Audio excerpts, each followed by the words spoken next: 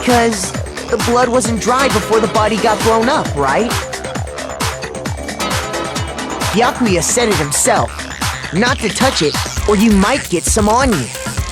If you put a tarp on a body in that state, it absolutely would have gotten blood on it. Well, maybe the culprit washed it, so nobody would know they'd used it. If they had, they would have washed both sides. Just washing the one side wouldn't hide anything. Oh! Yeah, true. More than that, what if the very blood we saw on the body was meant as a kind of camouflage? What if, after the killer used the tarp to avoid the sprinklers, they then covered the body in blood that didn't belong to the victim? You mean someone else's blood? Where would they get something like that? I know! They could have grabbed some of the blood packs from the nurse's office. That's what Hifumi did, right? When he pretended to be dead? No, that's not what happened this time. The killer got the blood from right there in the garden.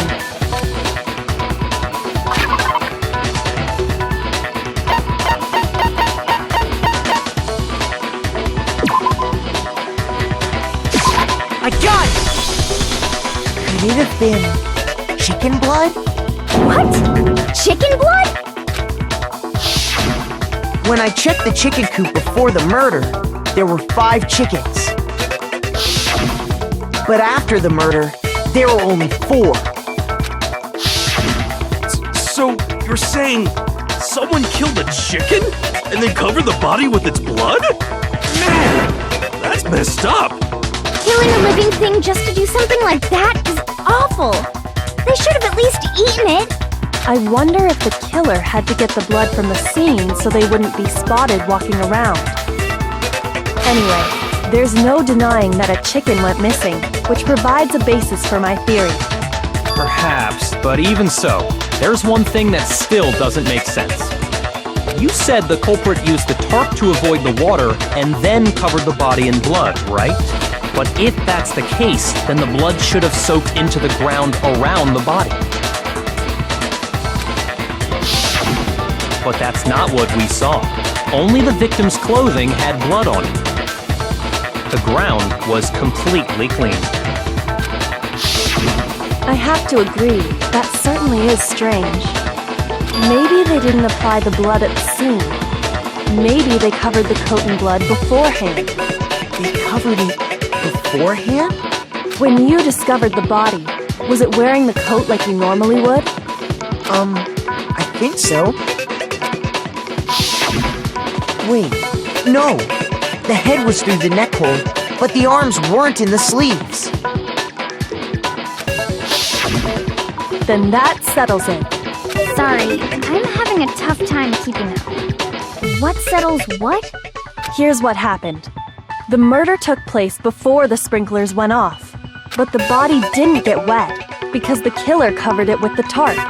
Then, later, at the same time the killer was gathering up the tarp, they pulled the coat over the body, the coat they'd already covered in blood. This series of cover-ups was meant to disguise the actual time the murder occurred. They wanted us to think the murder happened sometime after the sprinklers had gone off, at 7:30. If that's actually what took place, it certainly becomes possible that the murder happened earlier. But to pull all that off, wouldn't they have had to go back to the garden after the sprinklers turned off? That actually wouldn't have been all that difficult. Huh? They already had the coat ready, so they just had to grab the tarp and pull the coat over the body. They'd be done in no time. Maybe, but still. Hina, after you met up with Makoto in the dining hall, did you two stay together from that point on? Oh no, I headed off to the gym, and Makoto didn't show up till later. Then he had plenty of time to spare, wouldn't you say? That's not... Don't bother saying it's not possible. I must admit, Kyoko's reasoning is sound. Makoto's alibi is inadequate.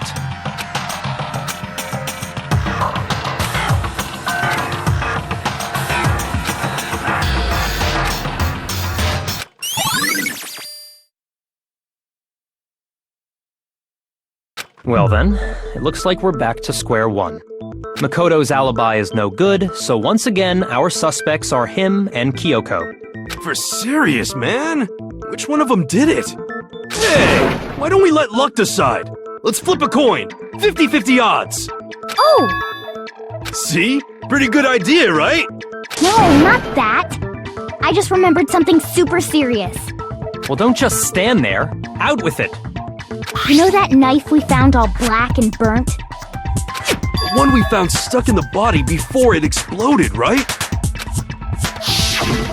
According to the Monokuma file, the knife went all the way through, from front to back.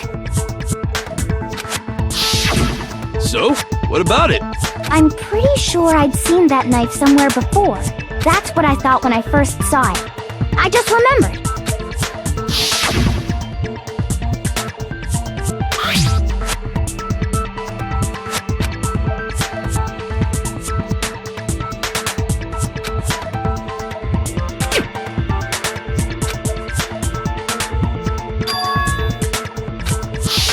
It's the knife we gave to Makoto?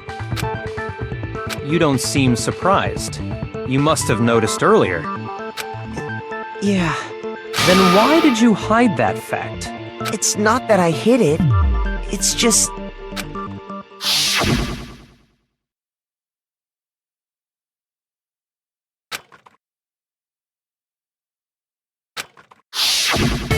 Suspicious! Very suspicious indeed. The knife we found stuck in the body came from Makoto. Now I'm totally convinced he did it. 12,000% convinced.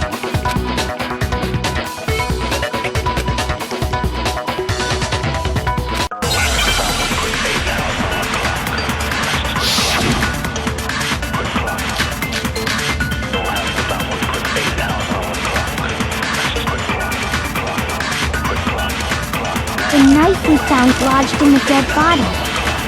It's the same one we gave to Makoto. It really is, isn't it? I was afraid of that. If he did have that knife before, then that seals it. Makoto did it. Just because I had the knife once, that automatically makes me the killer? Well, getting stabbed is what killed her. No, that's wrong!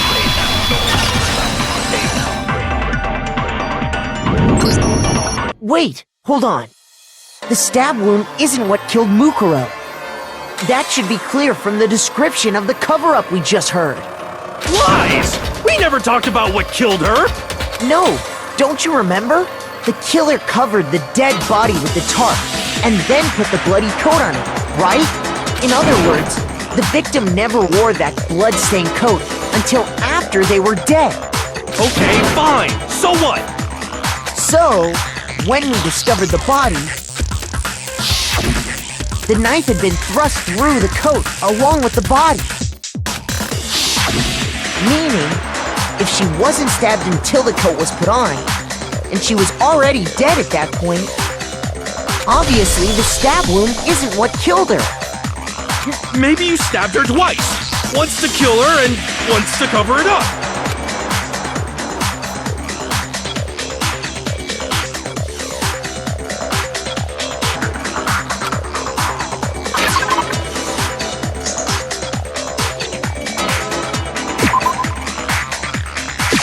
I got it! The Monokuma file clearly states that there was only one stab wound.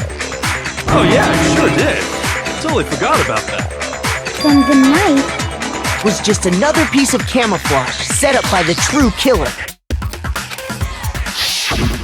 They probably stabbed her to draw attention away from what actually killed her.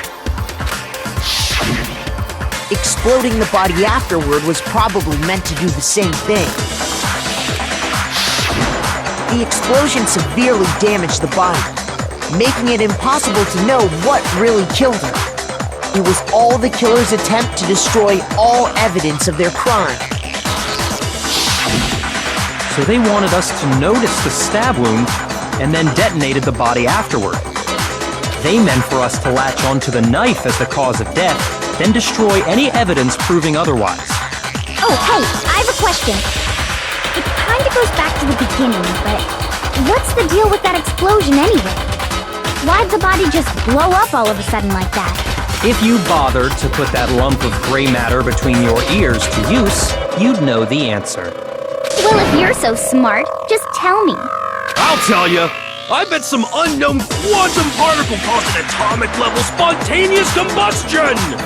I might be dumb, but even I'm not dumb enough to believe that. Go ahead, Makoto. Tell her or we won't make any headway on this.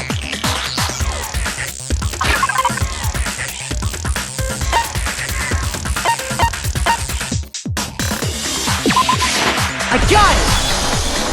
After the explosion, we found a tiny fragment of something on the ground near the body, right? That fragment reveals the cause of the explosion. Huh? You know, I feel like I've seen something like it somewhere before. That's only natural, because of course, we saw the same thing when we dismantled Monokuma. It's part of a bomb. Oh! Then the explosion was because of the Monokuma bomb! Anyway, the culprit's motive is becoming more and more obvious by the minute. They wanted the knife wound to look like the fatal injury so that we'd suspect Makoto. And the only one who would benefit from that is the only other possible suspect. You, Kyoko. Hold on a second, Byakuya. What's the problem? Well, I just feel like we need to think this through. We still don't know what actually killed the victim. That's true! It's definitely bugging me. What really killed her? Fine, I have no problem with that. Let us continue the debate. It won't change the facts of the case regardless.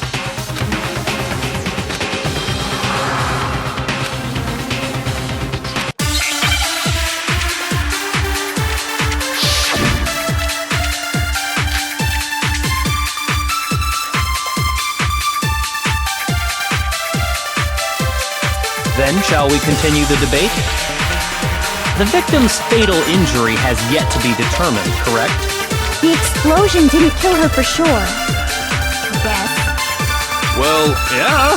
She was already totally dead when that happened. And it wasn't me because of the knife, right? And then there's only one other thing. Oh, yeah. According to the Monokuma file, that's gotta be it. There was evidence that showed she was hit on the back of her head. And more than that, the victim had suffered countless wounds across her entire body.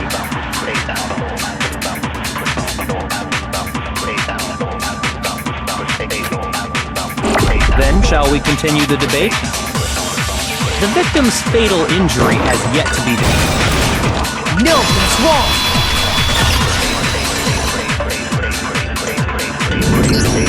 Mukuro died because of the blow to the back of the head she suffered. What about the wounds all over the rest of her body? They didn't have anything to do with it? The Monokuma file makes it clear that those weren't fresh wounds. Oh yeah, good point. If they were old, I guess they don't really matter. Okay, then we're safe in assuming the blow to the back of her head is what killed her. But then, what was the murder weapon? The Monokuma file says she was hit with a blunt object, about as thick as a metal pipe. Oh! I bet it was the pickaxe! How is that even possible? If you hit someone with that, it'd cave their skull in completely. Well, maybe they held it the other way and hit her with the handle. No way! The balance would be all off. You wouldn't be able to swing it with any kind of power. I wouldn't mind testing it on you if you want. No thanks. I bet you just hit me with the metal end and call it an accident. I'd love to scoop out that nasty brain of yours, throw it on the ground and spit on it. I feel the same way. Looks like we're on the same page this time. Seriously? We want to figure out what killed her, right? It just so happens we already know. We already know? I knew we could count on you, Master. So what was it? Go ahead and tell them, Makoto. Surely you've deduced the real murder weapon?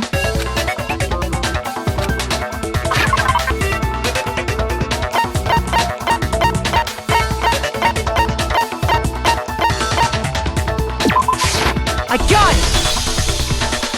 Mukuro was hit in the back of the head with something, and that's what killed her. And that something was the titanium arrow we found in the locker in the dojo. Arrow? That's what the culprit attacked Mukuro with? Indeed, there's no doubt about it. Are you sure? That sounds kind of weird. Hey! How dare you backtalk, Master! You have no right! I'm not back-talking anything. I'm just saying what I think.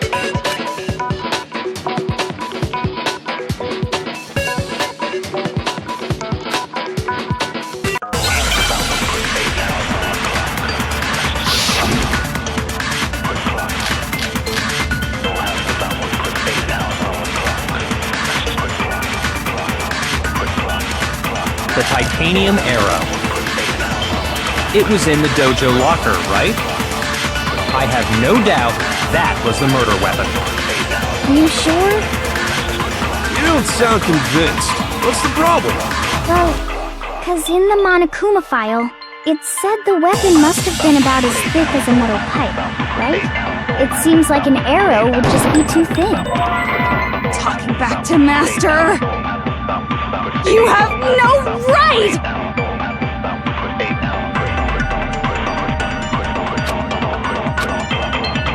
The titanium arrow. It was in the dojo locker, right? I have no doubt that was the murder weapon. Are you sure? You don't sound convinced.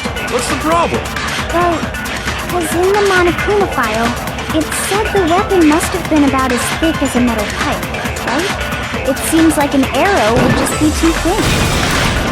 No, that's wrong!